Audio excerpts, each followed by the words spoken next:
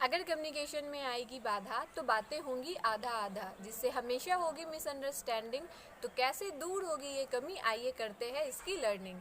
Hello everyone, I am Deepa from Kushal Yuva skill development centre Lakhisarai. Hope all are good. In the last video, we were able to know about barriers to communication, and today we will learn how to overcome communication barriers. Let's see. First, we have to avoid jargons. Jargon means like हम लोग अक्सर अपनी बातों में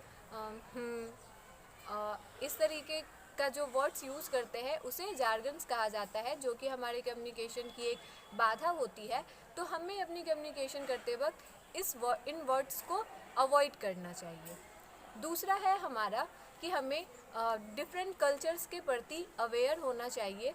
हमें जानना चाहिए कि डिफरेंट कल्चर्स के लोग किस तरीके से बात करते हैं, क्योंकि जब हम किसी ऑर्गेनाइजेशन में काम करते हैं तो वहाँ हमारे साथ और भी अलग अलग तरह के लोग एक ही गोल को पाने के लिए साथ काम कर रहे होते हैं, जहाँ सबसे बड़ी बाधा होती है लैंग्वेज की।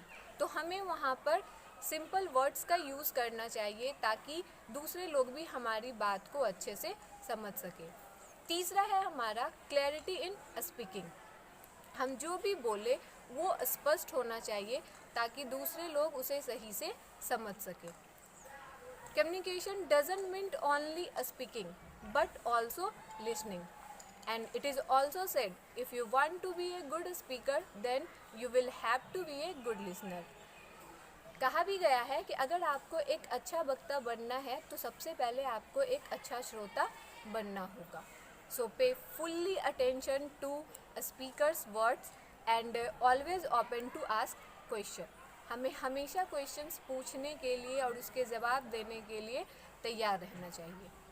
कभी कभी ऐसा होता है कि हम ओरली अपनी बात किसी को नहीं समझा पाते हैं, तो हमें रिटेन कम्युनिकेशन का यूज़ करना चाहिए। और रिटेन कम्युनिकेशन यूज़ करते वक्त वर्ड्स, स्पेलिंग, ग्रामर, पंक्चुएशन इत्यादि चीज़ों का भी ध्यान रखना चाहिए।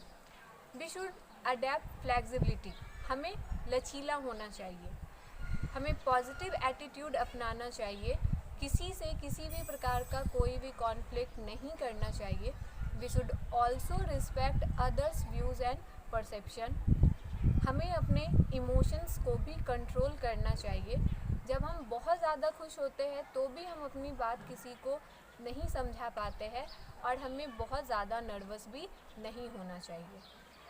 हम जो भी बोले वो क्लियर एंड फ्रैंक होना चाहिए तथा हमें सोच समझकर बोलना चाहिए।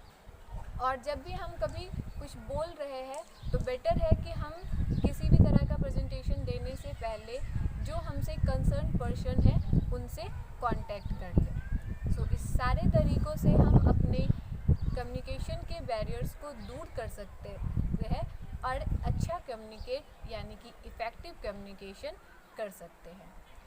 So I hope this video will be useful for you. So thank you everyone. In next video we will learn about importance of body language in communication.